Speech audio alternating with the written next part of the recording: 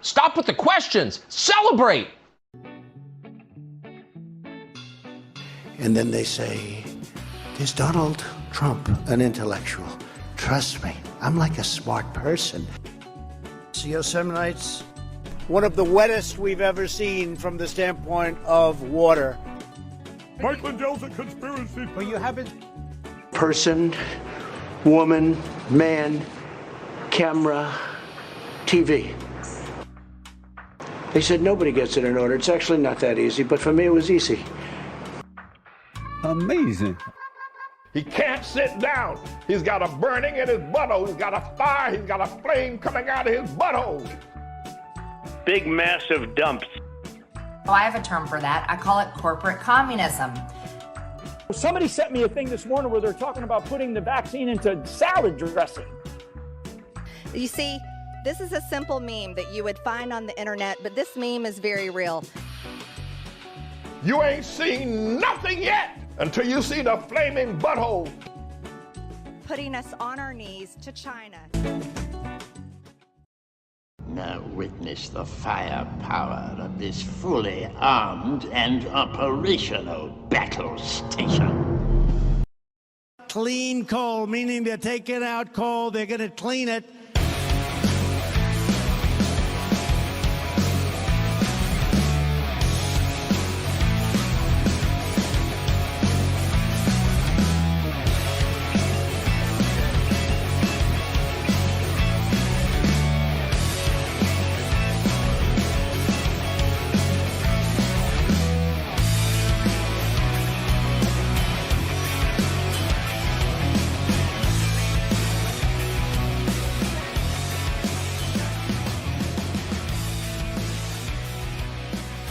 Around the nation, Waldorf Nation, it's Tuesday. Welcome to the show. We've got some important stuff to talk about. We have look, every once in a while, y'all send in some requests or give me requests for stories to do. A lot of you wanted me to talk about the heat wave in Europe. We're gonna talk about it, and it's disastrous. And so, I don't know why, but I've generally been, I guess, not talking about climate change news. Not because it's not important, not because it's not something that we need to address or talk about. We already know exactly what we need to do to address climate change, and we refuse to do it, which means that it's just nothing more than just doom. It's doom. Doom and gloom. The planet is burning and we're not doing anything about it. And it's not that the majority of people don't want to do anything about it. It's the fact that we have corrupt politicians that are in power that are taking donations and bribes from fossil fuel companies that are refusing to actually do something. And so it is the ultimate, climate change is the ultimate black pill. And so it generally, for me, again, when it's really, even though it's really important to talk about, I just, we can't do anything about it at this point. Just you and I. We're going to have governments that do it. And the timetable in getting an actual government that represents us to be able to do something about climate change, I just don't feel very optimistic on. And so I'm again coming at you with some honesty and not a lot of hopes. Don't look up or anywhere else. Disaster from all directions. It's very, very true. But again, a lot of you wanted me to talk about this. Again, it is important news. So we are going to talk about it and the disaster. We're also going to talk about Joe Manchin pocketing money and helping his own area, even while the rest of the planet and his state burns. We have neocons, one's particular David Brooks that is out there defending Manchin killing Build Back Better. You can tell it's a very salty day today. We got Secret Service techs and Greg Abbott not going into any Uvalde funerals. And so, wow, yeah, okay. All right, so why don't we dive into it? we'll start out with Europe being on fire. So that's a fun time, fun place to start.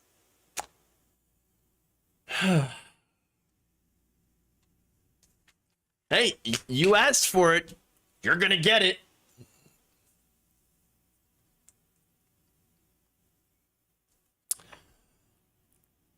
Europe is in the middle of a devastating heat wave that is bringing record temperatures and, of course, all the problems with it. There are wildfires, for example, in Spain and France that are driving thousands of people to evacuate as firefighters are attempting to try to put out the blaze. Of course, the dry temperatures, or I should say the high temperatures and dry conditions are making it incredibly difficult in a lot of these places to put out these fires. In addition to people that have been killed in these fires, there were also hundreds of heat-related deaths reported in the Iberian Peninsula, as well as triggering wildfires from Portugal to the Balkans. Other places like northern Italy are experiencing extended droughts and dry conditions. In Britain, they've broken records for heat, as well as in France. In fact, one regional fire chief, this is in France, Marc Vermeulen, described tree trunks exploding, shattering as flames consume them, sending burning embers into the air and further spreading blazes. He said, quote, "The fire is literally exploding.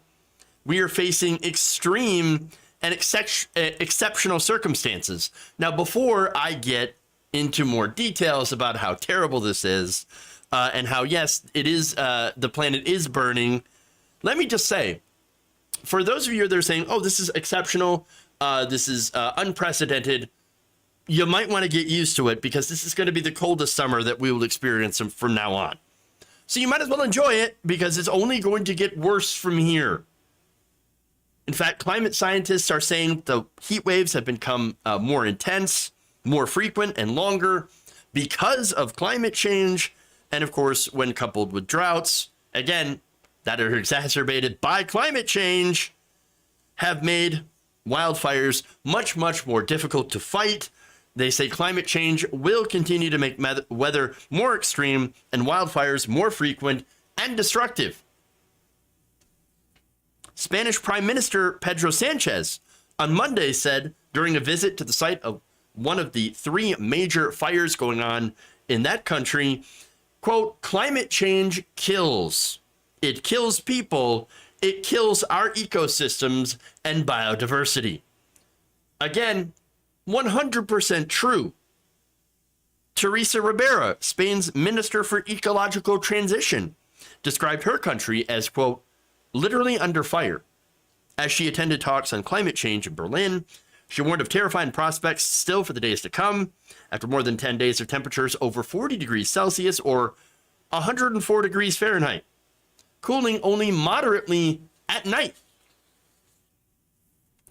In Britain, the Weather Service had forecasted that their record high of 38.7 degrees Celsius or 101 degrees Fahrenheit set in 2019 could be shattered. And guess what? Today it was. They hit 40.2 degrees Celsius. Yikes. Again, over 104 degrees Fahrenheit. In fact, before they made this prediction, or when they were making this prediction, this is Met Office CEO Penelope Endersby saying, quote, 41 isn't off the cards. We've even got some 43s in the model, but we're hoping it won't be as high as that. So it still could be even hotter. France's Brittany region hit a record of 39.3 degrees Celsius or 102.7 degrees Fahrenheit, shattering its highs. The Balkans also was expected to have worse of the heat later on this week, so it's not over, but has already seen sporadic wildfires, and again, it's going to get worse. Germany is expecting potentially record-breaking temperatures on Tuesday, that's today, potentially surpassing 41.2 degrees Celsius or about 106.2 degrees Fahrenheit. Europe is literally burning. It is on fire. And yet, Are we doing anything meaningful about climate change? No. No.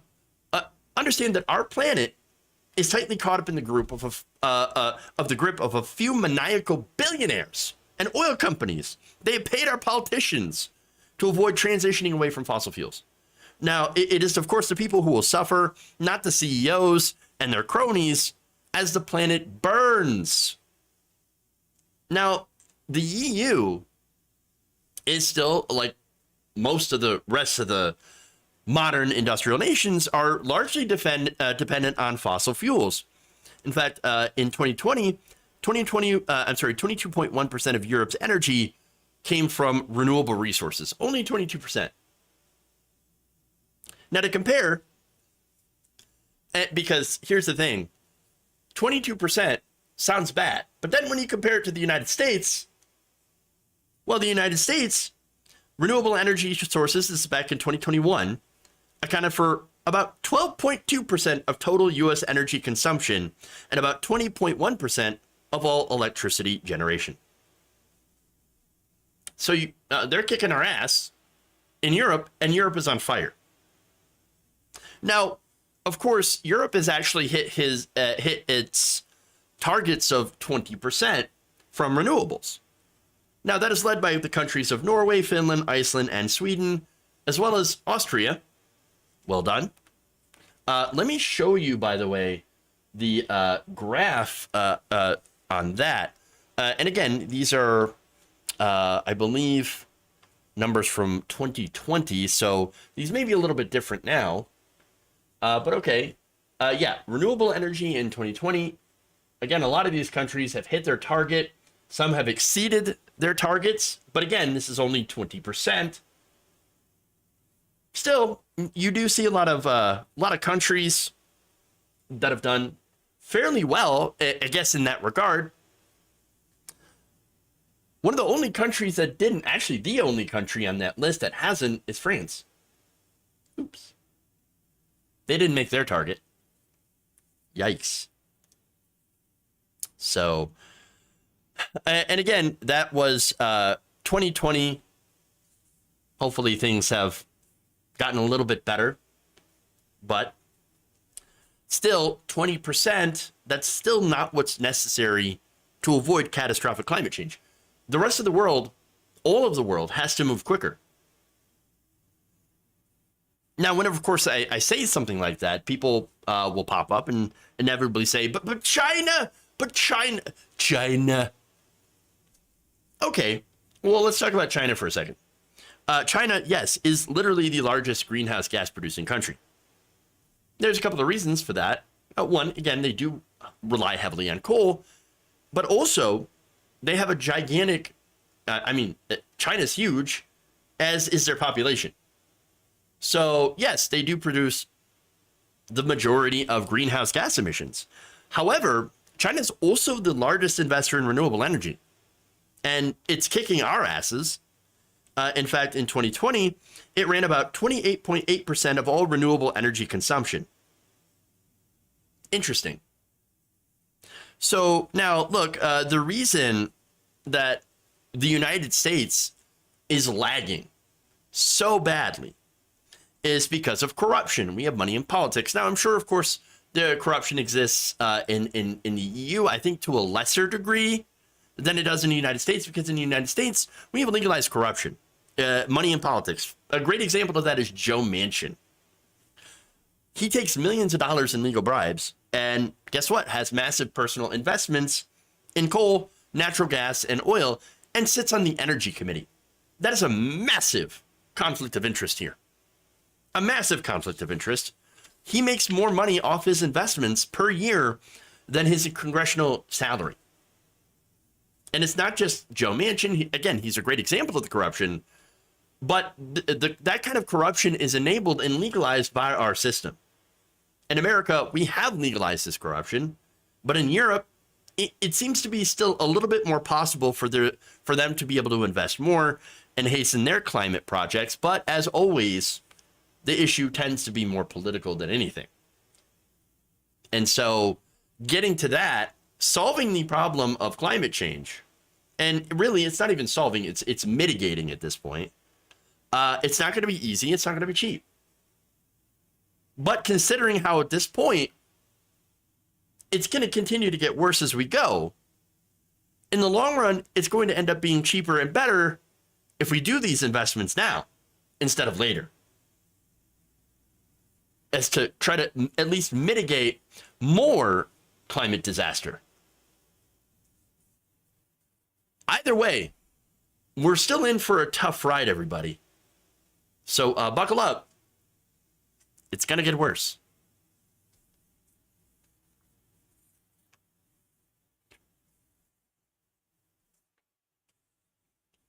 All right. Speaking of Joe Manchin, let's go to more about him.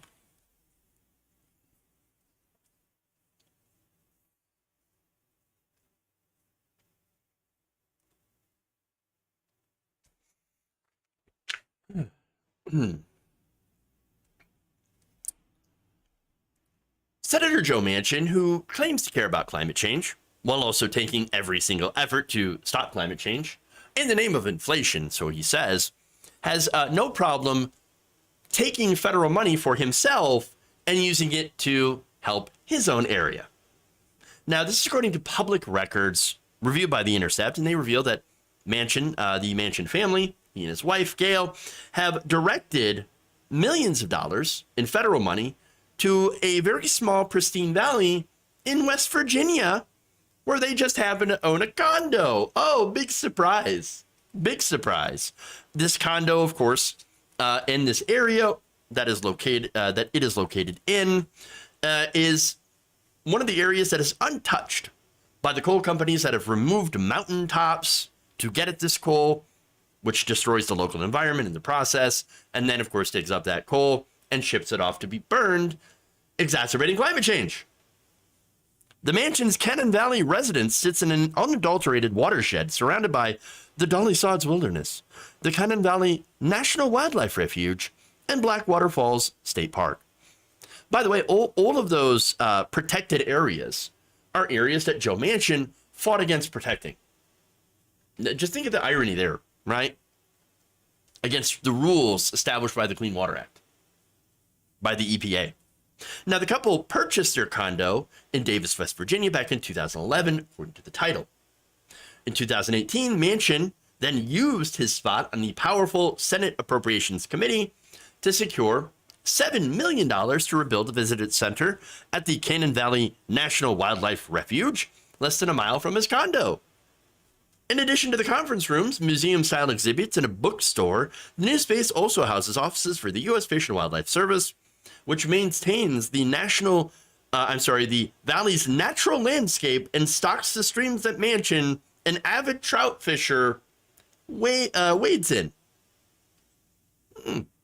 So there's $7 million. Okay, sure. Oh, wait, but there's more. Manchin also used this position to secure another $8 million earmark to build a new water treatment facility in Cannon Valley as part of an omnibus spending bill. So water treatment facility there. Now that's relevant because we're going to get to how bad West Virginia's water supplies really are. Now at the same time, let's talk about Gail. Gail Manchin, who was appointed by the Biden administration to head the Appalachian Regional Commission last year. I wonder if they could use that for leverage. No, Joe Biden using leverage against Joe Manchin to get him to do something? Oh, come on. No, that'll never happen. Now, that commission recently secured another $25,000 in funding for source water analysis in that same valley and a $1.2 million power grant, which has nothing to do with power. It actually just connects and improves trails in the area. Now, I don't have any problem with, of course, any of these improvements in those areas. Of course not. My issue is, of course, how the rest of the state is faring. But we'll get to that. First, as Sledge reported back in March, since assuming leadership of the commission, Gail Manchin has directed millions of dollars in federal grants to projects tied to her own personal investments, which include a $1.5 million grant to the Appalachian Investors Alliance, whose director, Mike Green, also chairs an investment LLC that Gail is invested in and sits on the board of a startup that she holds stock in. Oh, look at that. Gail also directed hundreds of thousands of dollars to West Virginia Regional Technology Park Corporation, whose treasurer, Jack Rossi, also happens to be the longtime treasurer for Joe Manchin's campaign and leadership PAC. But I'm sure that's just a coincidence. Of course it is, right? No. Look, the couple have been doing this to help themselves, to make it so they have a really nice place for them to live while not helping any West Virginians or anyone else in this country have nice places to live. Now remember, the provisions inside of Build Back Better, which Manchin had killed, were incredibly popular among West Virginians. It would have helped their quality of life, as well as the majority of Americans. Again, Manchin killed that. He killed any action on climate change, and then has the balls to take public money to make sure the area around his condo is all nice and beautiful. Understand that this is what conservatism looks like. This is selfishness. I only care if it affects me. Joe Manchin is a Republican. He is a conservative and a corporatist. Only cares about himself. Now, as far as everything else, again, we saw the news. Oh, Europe's on fire? Sad day for them. My backyard is so nice. I can go fishing. Oh, do the communities in my area not have clean water? Oh, well, I have clean water, so I don't really care. Now, speaking of clean water, a 2019 study found that West Virginia had among the worst in the nation for drinking water violations. This is a 2019 study that found that West Virginia, 36 of the state's 55 counties had water that violated the Safe Water Drinking Act, that was polluted. In Clarksburg, West Virginia specifically, you had lead levels in their water that measured in the tens to sometimes 100 times higher than the federal standard.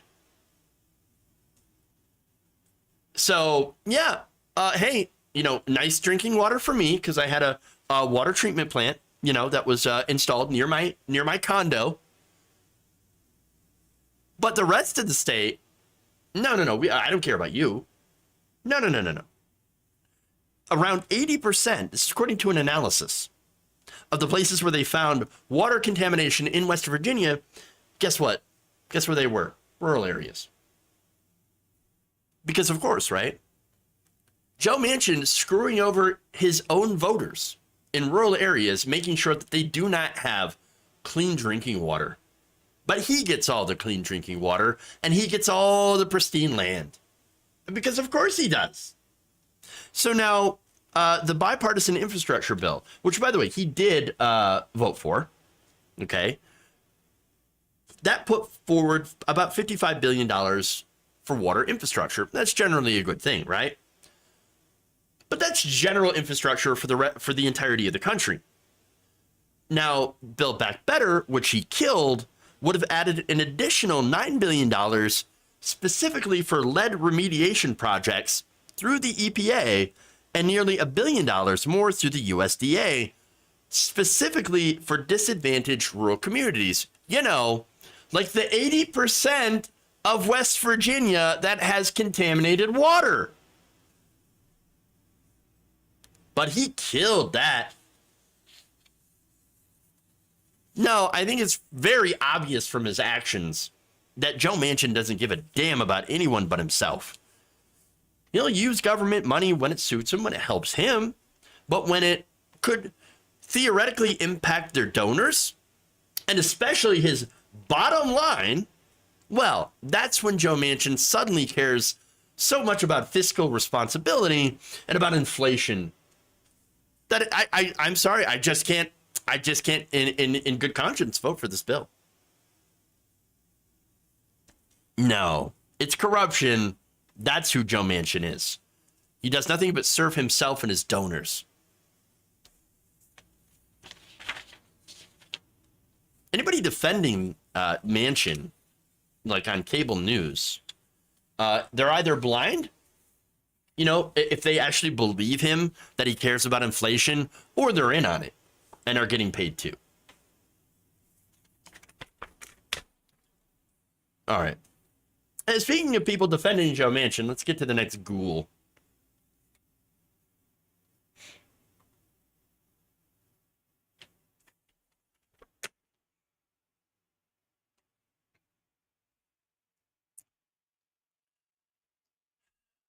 Amid anger directed at Senator Joe Manchin for tanking essentially Biden's entire agenda, Build Back Better, fighting climate change, New York Times writer David Brooks decided that he had to jump in and cape for Mr. Manchin, citing inflation. Take a look. Yeah, so I'm going to do something that's never been done in a major American TV studio, which praise Joe Manchin. I went back and looked at some of the news stories from a year ago, and Joe Manchin was warning about inflation back then. And there were all these stories, economists Lone in the wilderness. Yeah, economists dismiss Manchin inflation fears. Well, he turned out to be 100% right. And you could argue that Joe Manchin stopping the big Build Back Better bill, which was trillions of dollars, if we had poured that additional trillions of dollars in the economy, a lot of it unfunded, then inflation would be truly terrible. All right, so let me start with the smug laughter. I'm going to go and do something that's never happened on TV. Defend Joe Manchin. Are you kidding me? Everybody's defending Joe Manchin on TV. I mean, you go on CNN and Wall Street Journal, CNBC. I mean, they're all defending Joe Manchin. Oh, and giving him the benefit of the doubt. Even pieces that were so-called critical of him still give him the benefit of the doubt and say, well, he just really cares about inflation. No, that's not true at all. And that's what's getting to the point, right? Joe Manchin killed lower drug prices, child tax credits, universal child care, green energy investments, funding to clean up water in disadvantaged communities, like ones in West Virginia, and voted against raising taxes on corporations and rich people to pay for it. That was Build Back Better. He voted against it. He didn't even vote against it. He blocked it from even coming to the floor. Now, understand, Build Back Better was a massive bill. And again, it kept getting stripped down and stripped down and stripped down as a result of Joe Manchin and Kyrsten Sinema as well. But all those things mentioned in that bill were very, very popular with the American people. And it would have helped to offset the increases of inflation, the effects of inflation. Now, of course, inflation is being blamed on mainly an overheating economy. That's David Brooks, right? Oh, there's too much money in circulation. There's too many people with too much money, too many jobs, too much employment. There's so much. There's so much. Their solution, of course, is austerity through raising interest rates and causing a cooling down, they say, of the economy, which basically just means more unemployment and getting us into a recession. Slowing wage growth. That's their solution to this. Yeah, we just got to make sure regular people have less money. That'll fix the economy. No, it won't. Look, if you raise the interest rates, and that's the other thing, that's what the Federal Reserve is doing right now.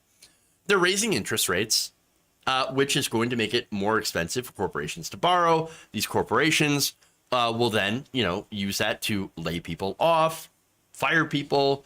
And of course, when that happens, when unemployment goes up, the pressure to try to push wages up is going to reduce, and then wages will actually stay stagnant or will start to go back down. Will be pushed down because of the rising unemployment. And so you see what they're doing here. They just want wages to go down. They don't want you to get paid a decent amount. And so now, of course, raising these interest rates will also not actually reduce the cost of food and gas. It will not actually help inflation because it's not actually caused by people having too much money, or at least not regular people having too much money. No, there are different reasons, different things that have contributed to the inflation, of course. For example, you did have the supply chain issues that were caused by the COVID pandemic. Yes, of course, right? But one thing that did not cause this is you getting a $600 stimulus check. You're not, if you're a regular person, you're not flush with cash. No, the people that are flush with cash right now are corporations and rich people. And that's partly because they decided to raise prices by using inflation as a scapegoat. In fact, according to the AFL-CIO's latest annual analysis of top executive pay that was published on Monday, it was titled, CEOs, Not Working People, Are Causing Inflation. The report then the report shows that in 2021, CEOs of S&P 500 companies received on average $18.3 million in total compensation, which actually is actually higher than the supposed wage increases that pundits are saying is driving this inflation. Again, there's too much money. Workers, they're getting too high of wages. That's what's causing the inflation. No, here are the numbers. CEO pay rose 18.2%, faster than the U.S. inflation rate of 7.1. Now it's up to 9, the analysis found. In contrast, U.S. workers' wages fell behind inflation, with worker wages rising only 4.7% in 2021. The average S&P 500 company CEO to worker pay was, and this is the ratio, 324 to 1. The highest paid executive among S&P 500 companies last year was Expedia's Peter Kern, who brought in $296 million in total compensation. Amazon CEO Andy Jassy brought home $213 million. Intel CEO Pat Gelsinger, $179 million. Apple CEO Tim Cook, otherwise known as Tim Apple, $99 million, if you ask Trump. JP Morgan Chase CEO Jamie Dimon brought in $84 million in executive compensation. Part of that, of course, comes from dividends from stock buybacks. For 2021, buybacks themselves hit a record $881.7 billion, which is a 69.6% increase from the $519.8 billion in buybacks for 2020. All of those buybacks, what they do is it just basically artificially inflates the price of shares and makes executives richer due to those dividends. And so, yes, these executive gains. So how is it then that the one-time stimmy check can create all this inflation and yet not these sky-high executive compensation packages and stock buybacks? How does that work? Weird. Now add to that, of course, the fact that these companies are using inflation as an excuse to raise their prices, using markups, of course, which is the difference between the price of a good and what it costs to make. Those have risen from 21% in 1980 to a total of 61% today. So there is a 61% difference between how much it costs to make something and what you pay to buy it. That's insane. This is according to a paper written by Jan DeLoker, Jan Eckhout, and Gabriel Unger. The authors also found that the average profit rate increased from 1% to 8% over the same period for those companies. Hal Singer, the managing director of Econ 1 Research and an adjunct professor at Georgetown University's McDonough School of Business, also said this in an interview about companies raising prices, quote, "A bout of inflation creates an opportunity that didn't previously exist for firms in concentrated industries to coordinate better their pricing decisions." So basically, they're colluding in order to raise prices. But they're doing so in an interesting way, in a unfortunately legal way, which is to do these earnings calls. In fact, he writes, no price fixing conspiracy in the modern world involves a written agreement where they sit down in a smoke-filled room and they say, okay, we all go up by 10%. That's not how it works. They're not that dumb. What they're trying to do is trying to coordinate in a way that defies scrutiny from antitrust laws. Singer said one of the most common coordinating tactics is those earning calls. And he writes this: at the end of 2021, I was livid. You'd hear these executives saying, we plan on raising our prices by 17.24% the next quarter. I thought to myself, I can't believe the agencies are letting them get away with this. This is clearly an invitation to collude.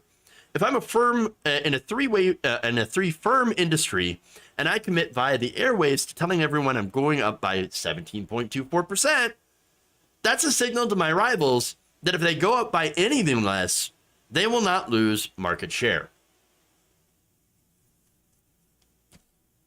It's collusion.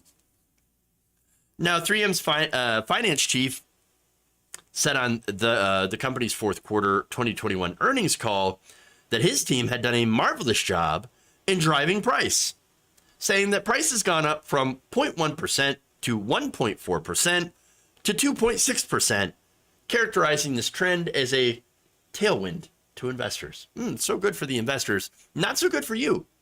Unless you're an investor, unless you're a rich person, then you're going to be paying so much more. So understand that they have raised prices more than what they need to offset the real supply chain disruptions and things that actually did cause an inflation in prices that made it more expensive for them to do business. They've taken that and they passed that on to us, and then they've tacked on a little bit of extra for themselves so they can make additional profits. And yet, they're out there blaming that the stimulus checks. They're blaming the benefits that you got 2 years ago. The $600 stimmy check. Hey, hey, look, we think that you're flush with cash because you got a stimmy check 2 years ago. You got a couple of checks. I mean, you must have a ton of cash, so we're going to have to raise our prices. No, you don't. But that's exactly what they did. And it's funny because, you know, there are people out there that still believe that people have that stimulus check stashed away somewhere and that they're flush with cash. No, I don't know anybody who's still flush with cash. No, the stimulus checks, that's like a month's worth of rent in a lot of places. Gone. And again, there's inflation all over the world. So it can't just be the United States and their stimulus checks. But look, one thing that you can blame, though, again, flush with cash, right? You had the banks that were given trillions of dollars in quantitative easing by the Federal Reserve. That's a lot of money going into the economy, not going to you and I, going right to the banks, to the richest people and richest corporations, financial institutions. So not only did these companies legally collude to price gouges, because that's what they're doing, but they get their goons like David Brooks to go out and thank corporate stooges like Joe Manchin for blocking policies that could actually help you. And also, they go out to reinforce this idea that no, it's not corporate greed. It's not corporations that are too greedy. No. It's your fault. You got a stimmy check. And you shouldn't want any more. You know, you shouldn't. How dare you want the things that every other modern industrialized country has? You know, like childcare or healthcare, or to not overpay for medication that in every other country is far cheaper than it is here. No, you can't have that. But it has one more effect. And this is probably the most disastrous of all. And I give this example here of Chipotle's first quarter earnings call. In that call, finance chief Jack Harding said that his customers had shown, quote, very little resistance to price increases. And now maybe there's a couple of reasons to this, right? For one, trying to support the fast food workers. Okay, I totally get that. I support fast food workers. I think they deserve to be paid a hell of a lot more than what they have, than what they're getting paid, especially since they got treated just horribly through the pandemic, but were generally underpaid to begin with. But let me continue with that. He says our transactions actually are up, even though we had pricing that was in at about 10% range, Hardin told investors in April. According to market research firm Seeking Alpha, the price increase is sticking just as expected. We don't see any resistance. So there are, again, two different types of people, right? There's the people that still go to these restaurants because they want to make sure to help out the workers and tip the workers so that they continue to have jobs and be able to feed their families. I'm one of those people. And then there's the other side that just didn't care. Maybe saying that they don't care might be an oversimplification, because I'm sure there are some that don't, but then there are some that think there's nothing I can do about it. I just have to accept it. I have to accept that these corporations are going to keep raising prices, and maybe the David Brookses of the world are right, and it's because of the stimulus checks, and it's because of Biden's agenda. And so mainstream media has had a huge role in propagandizing people to vote, and support politicians and support policies that are actually against their own best financial interests. That's why we've got to continue to fight against mainstream media and get the truth out there. And we, on that front, we got a long way to go. All right.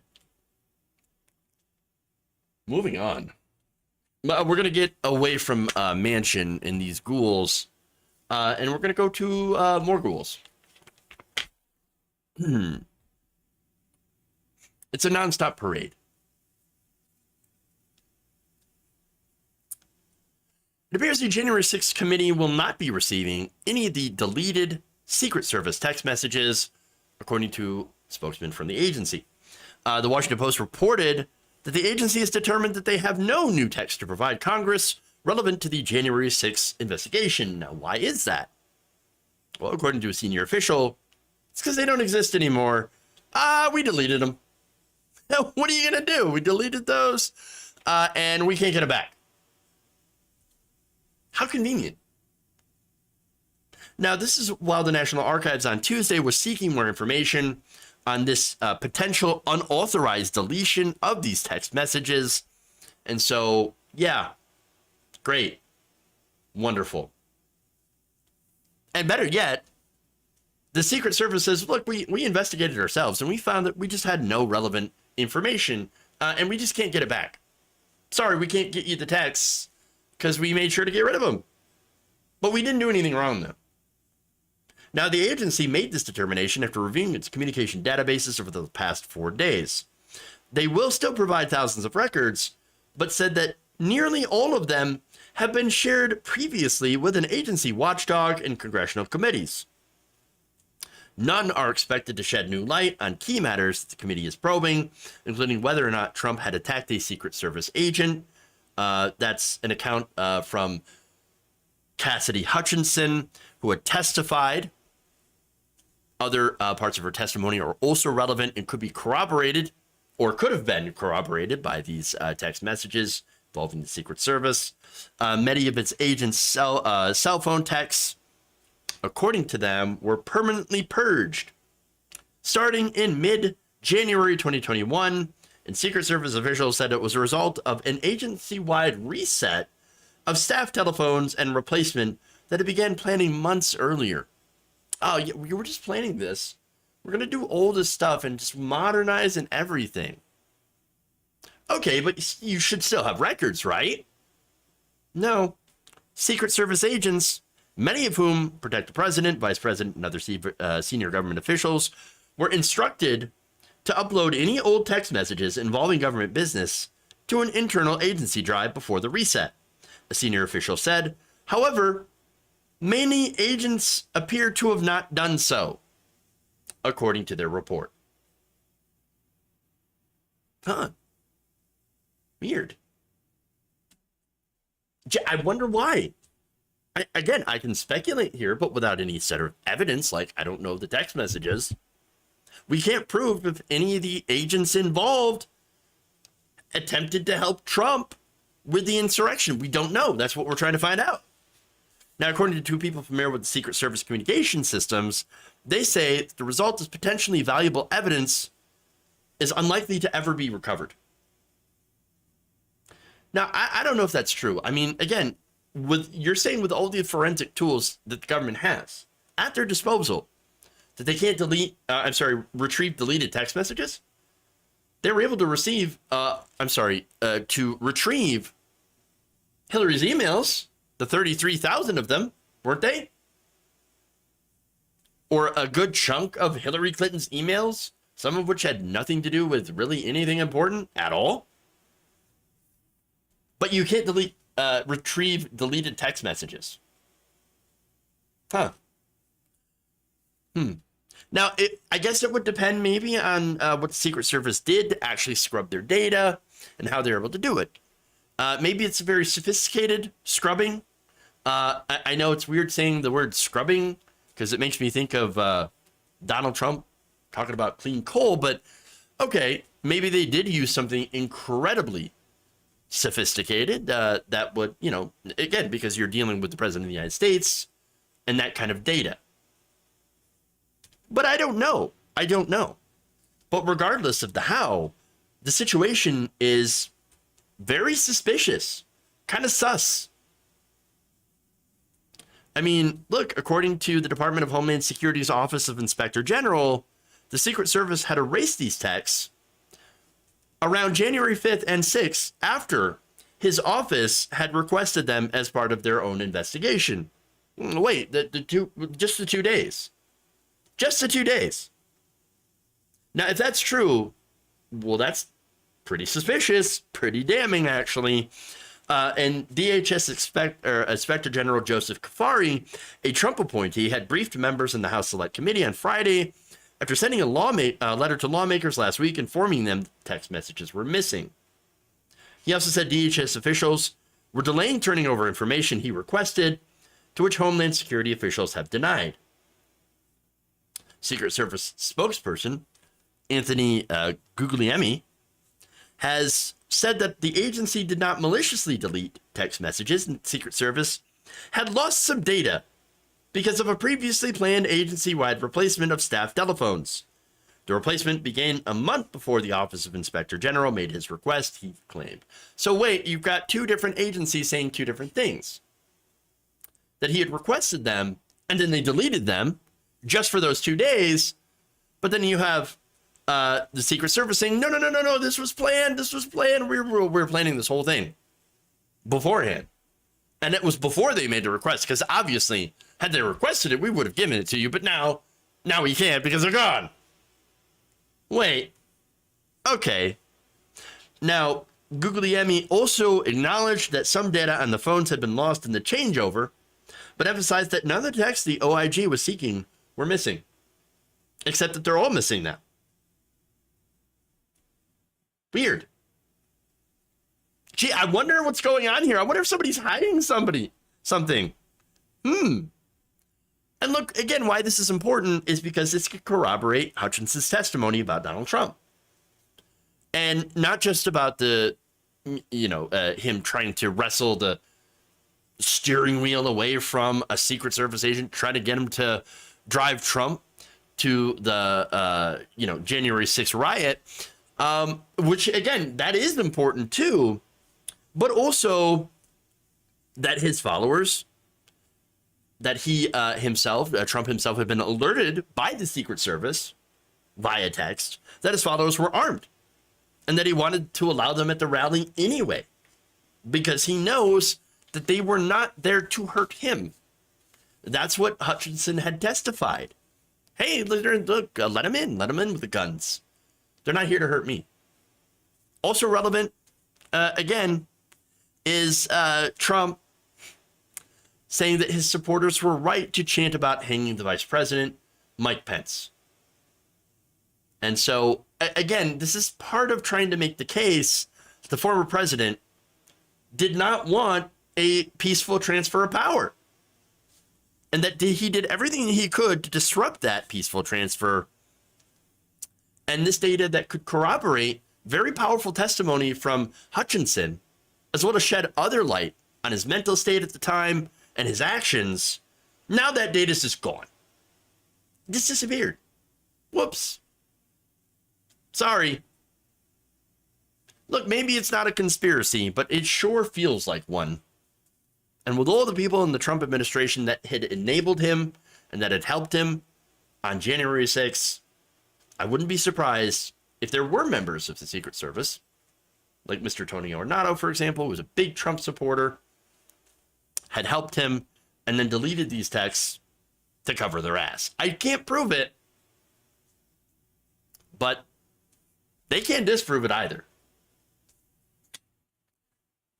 Very, very suspicious. All right.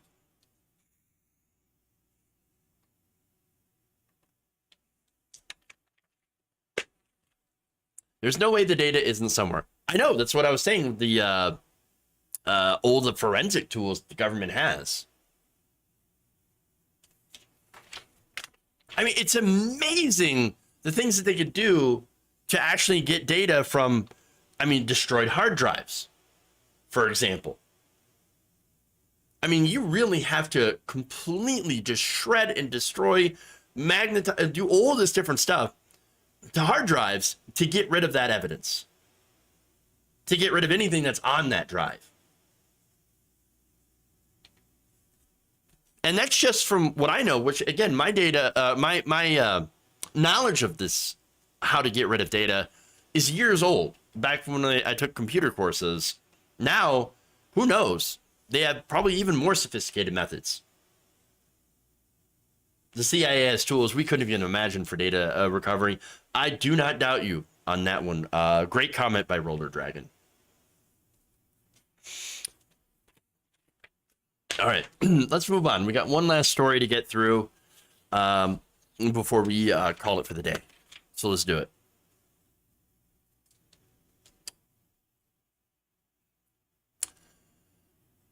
Texas Governor Greg Abbott claimed to be very horrified by the, in his own words, incomprehensible Uvalde massacre, where a gunman, of course, had stormed into a school and killed 19 children and 2 adults with an easily obtainable firearm. And yet, despite him being very, very upset, he hasn't seemed to have found any time to reach out to the families or even to attend any of the funerals. Not a single one. According to 25 News, KXXV TV, a ABC affiliate in Waco, who filed an open records request, well, they had Abbott's schedule, and they found that he did not attend any funerals of any of the Uvalde victims. 25 News' Nick Bradshaw reports the station obtained the governor's schedule from May 25th to June 14th, and that schedule shows that Abbott's last visit to Uvalde was on June 5th. Wow. The governor's schedule does show while in Uvalde, he did attend multiple public vigils, but no mentions of attending any funerals. Now, to be fair, maybe the families didn't want him there. Okay, I get that. Sure. Because not only has he done absolutely nothing to prevent any more mass shootings, of which there have been many in Texas, but he's just, again, shown very little empathy to the victims. Now, look, going to the history of mass shootings in Texas, he's been governor since 2014. Texas has had multiple mass shootings. In fact, back in November of 2017, 26 people were killed by a gun in Sutherland Springs. 6 months later, a 17-year-old high school student shot and killed 8 of his classmates and 2 teachers at Santa Fe. In August 2019, a far-right gunman who had posted a manifesto online drove from Dallas to El Paso and murdered 23 shoppers at a Walmart. Later that month, the shooter killed 7 people in Odessa and injured 25 others. On and on and on. In 2022 alone, there have been 21 mass shootings in Texas. So, and what has he done? Again, he's done absolutely nothing. In fact, his government has loosened gun laws. Now, look, you could also go back to the quote as a reason why he wasn't invited to any of these funerals. When Uvalde had happened, he said, hey, look, it could have been worse. During a press conference on July 13th, Angel Garza, father of one of the Uvalde victims, said this, quote, since this happened, Governor Abbott has yet to reach out. We've had Senator Gutierrez in our living room willing to come and talk to us. We've also had Beto O'Rourke coming to our private meeting to fight with us. He marched with us. That means something to us. The fact that you're reaching out just to see how we're doing means something to us. Well, look, that's the thing. Yeah, it means something to you, but does it mean anything to Abbott? No, it doesn't, because he doesn't give a damn about regular people. He knows that there are people that his voters are going to vote for him regardless of what he does. Again, Texas has had mass shooting after mass shooting after mass shooting under Abbott, but also a lot of people have lost their lives due to Texas's power grid. Remember that freak snowstorm that had happened, and now the hot temperatures. Abbott has done absolutely nothing for his own constituents, and yet, why does he keep winning? That's because he does culture war nonsense. He's banned abortion in Texas. He and the Republican legislature have made sure that people have more guns. That's all they care about. But again, regular people are not being helped by Abbott. In fact, look, the more mass shootings that happen in Texas, the better it is for the donors to these Republicans in the gun industry. You have these lax gun laws that I mentioned before, passed by politicians like Greg Abbott that increase gun violence, that increase suicides, homicides, mass shootings. And that in turn scares people into buying more guns. It's a vicious cycle that is driven by only one desire: profit. Profit over people. Greg Abbott would rather your kids die in a school shooting than lose his precious donations. All while claiming to be pro-life, pro-freedom. At the same time, the same Republican legislature had been banning abortion rights. These people are not pro-life. They're not pro-freedom. A lot of us do not feel free to walk around with all the gun violence in this country, worrying if we're going to be shot in our in the schools or in the grocery store. You know how many people on average are killed, are shot in America every day? About 316. This includes murders, assaults, suicides, suicide attempts, unintentional shootings, and of course, police. That amounts to an average per year of 115,551 people. Of that, 38,826 are killed. Gun violence has also overtaken vehicle accidents as the #1 killer of young Americans. But they don't care. You see, as long as Greg Abbott gets his campaign bribes from the gun manufacturers, the NRA and the lobbyists, and of course, the gun manufacturers themselves and the industry continues to get their profits from increased sales, they don't care. In fact, they have an incentive to see more gun deaths because it's good for them. That's the sick system that we live in now.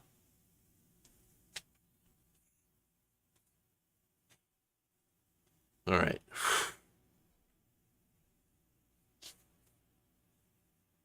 Maybe David Brooks can come up with a way to defend Abbott too. Wouldn't be surprised.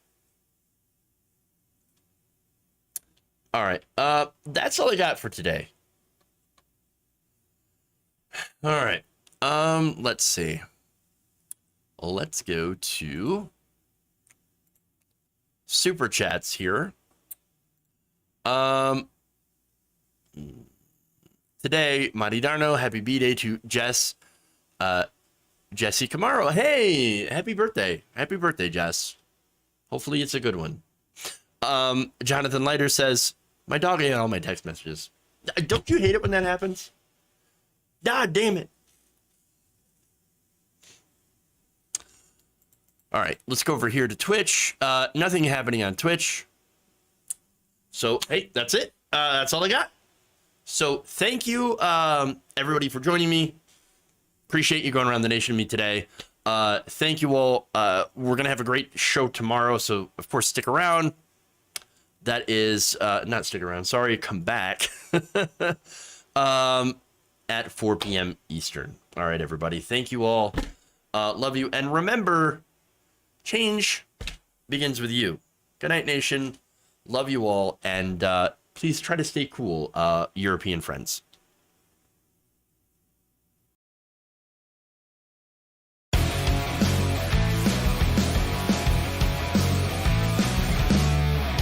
I will eat your ass. Every goddamn thing out of you people's mouths doesn't come true.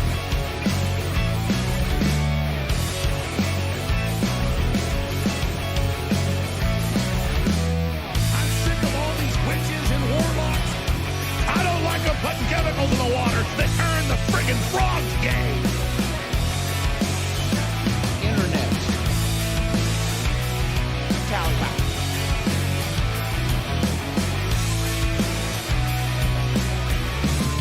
It's not a salami sandwich.